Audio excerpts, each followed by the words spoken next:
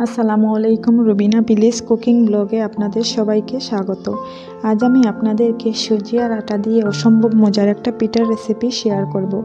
এই রেসিপিটা একবার বানালে ঘরের ছোট বড় সবাই কিন্তু অনেক মজা করে খাবে। অবশ্যই আপনারাও ট্রাই করবেন। তাহলে চলুন বন্ধুরা, রেসিপিটা শুরু করা যাক। একটা বাটি নিয়েছি আমি, বাটিতে আমি 2টি ডিম ভেঙে নিয়েছি। এবার আমি এতে দিয়ে দিব স্বাদ মতো লবণ, দিয়ে দিব আমি স্বাদ মতো চিনি। মিষ্টিটা আপনারা আপনাদের পছন্দ অনুযায়ী দিয়ে দিবেন। এবার চিনি আর লবণটাকে ডিমের সাথে ভালো করে হাত দিয়ে মেখে আমি মিশিয়ে নিব। এইভাবে হাত দিয়ে মেখে মিশিয়ে নিতে হবে। তো মিশ্রণটা মিশানো হয়ে গেলে আমি এবার অল্প অল্প করে সুজি দিয়ে দিব। আমি একবারে দিয়ে দিব না, অল্প অল্প করে সুজি দিয়ে একটা টাইট আমি ডো তৈরি করে নিব।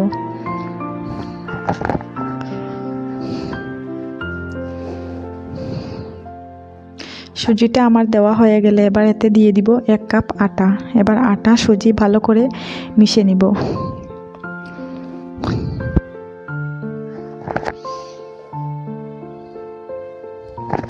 দেখুন বন্ধুরা, ডোটা আমার তৈরি হয়ে গেছে। এবার আমি এতে দিয়ে দিব সামান্য কেওড়া জল, যাতে ডিমের আষ্টে গন্ধটা চলে যায়। এবার আবারও ভালো করে মিশিয়ে নিব কেওড়া জলটা সুজির সাথে। এইভাবে হাত দিয়ে মেখে নিতে হবে। তো সুজিটা আমার মাখানো হয়ে গেছে। এবার চুলায় একটা লোহার কড়াই বসিয়ে দিয়েছি। এবার দিয়ে দিব আমি পরিমাণ মতো সাদা তেল। এবার তেলটাকে আমি মিডিয়াম আঁচে ভালো করে গরম করে নিব।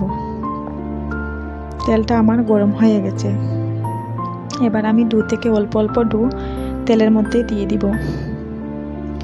চুলার আঁচটাকে মিডিয়াম টু লোর মাঝামাঝি রেখে দিব। এতে করে পিঠেটা ভাজতে ভালো হবে, নইলে পিঠেটার ভিতরটা কাঁচা থাকবে এবং বাহিরটা হয়ে যাবে।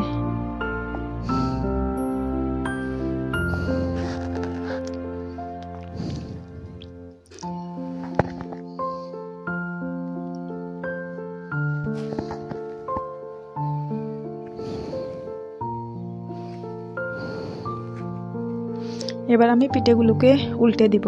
এইভাবে উল্টে পাল্টে লাল লাল করে পিঠেগুলোকে ভেজে নিব।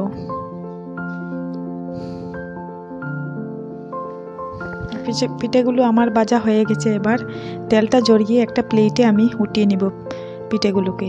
একইভাবে আমি বাকি পিঠেগুলোও তৈরি করে নিব।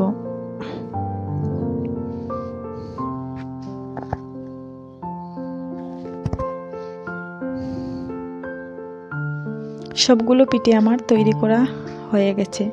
অবশ্যই আপনারাও বাসায় ট্রাই করবেন।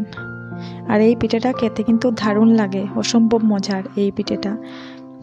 যদি রেসিপিটা ভালো লেগে থাকে, লাইক, কমেন্ট, শেয়ার এবং আমার চ্যানেলটিকে সাবস্ক্রাইব করতে ভুলবেন না। আজ এখানেই বিদায় নিচ্ছি। আল্লাহ হাফিজ।